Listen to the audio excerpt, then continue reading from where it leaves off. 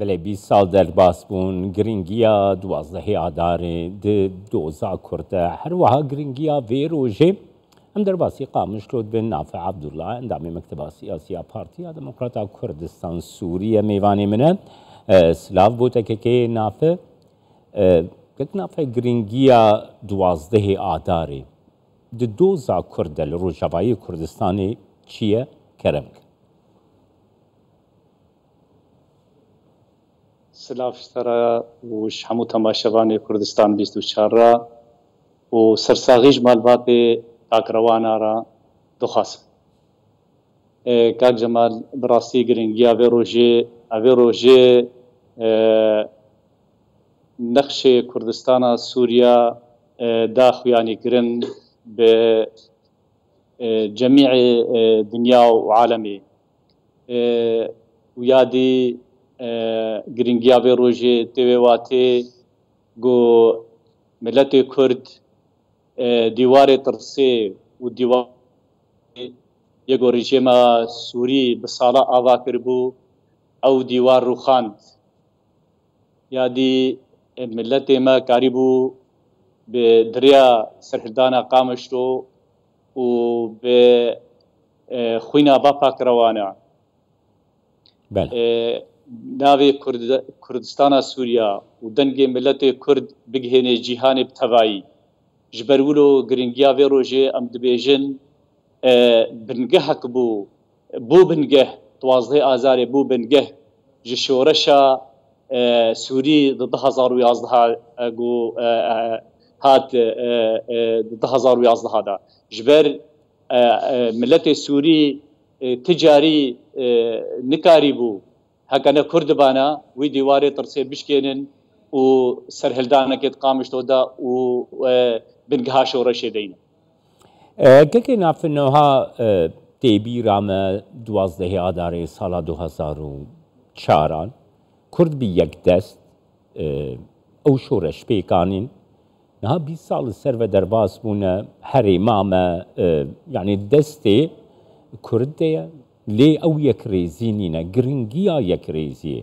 گرنگیە داخوازێن ڕەوایەن نەتەوەیەن ڕۆژاوایی کوردستانی درۆژێک وەکی ئیرۆدە دی چاوا دخوێنێن گەرەک چ بێنە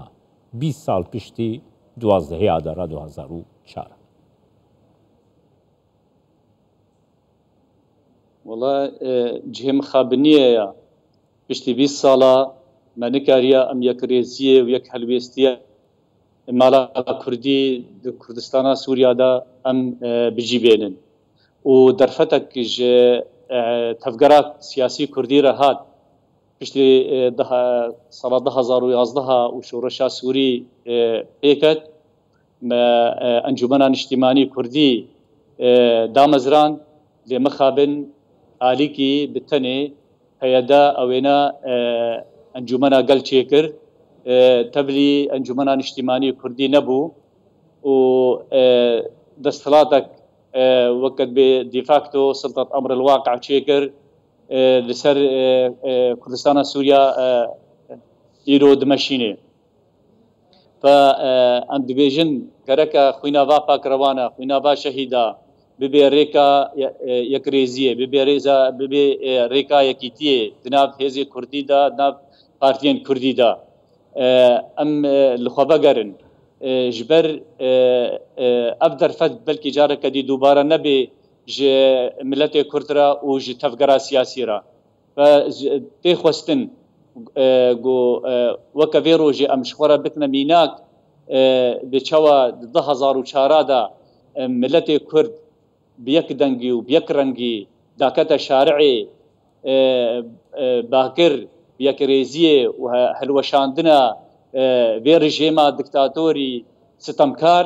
ايروجيتي خوستن جو ام يك دنگ بن و يك رنگ بن جبو خاطري ام كاربن كيشا كورتي چار سر بكن و اب درفتا هاتي ام في فرصتي في درفتي قزنج بكن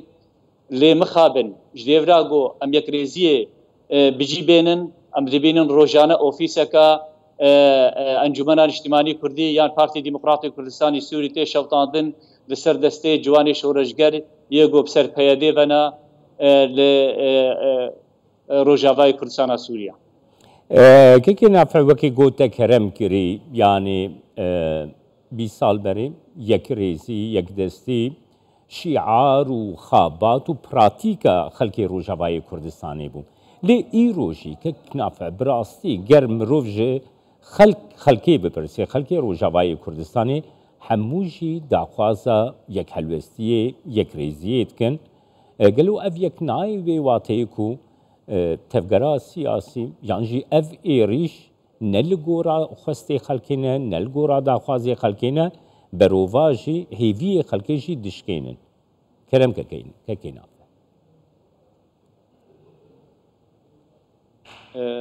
يما وك انجمنا اجتماعي كردي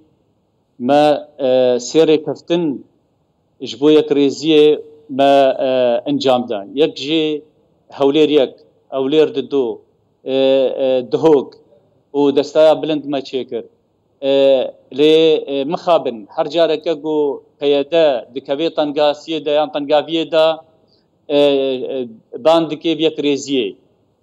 ويما ام دبيجن ام دبي غركا ام دفرهيه دا يكريزيا خدا مزرينن نا قياده بكبي طنقا فيدا وقتا كوباني باكر جبويا كريزيه ويما ام حاضر بون پشتیوەرە عفرین جاردی کەتنە تەنگاییەدا و باکرن مە جاردی ژبەر ملەتی خۆ و ژبەر قەضیا کوردی و ژبەر کێشا کوردی ئێمە ئەم حاضر بوون هەروەها دهۆکژی دهۆک بەلکی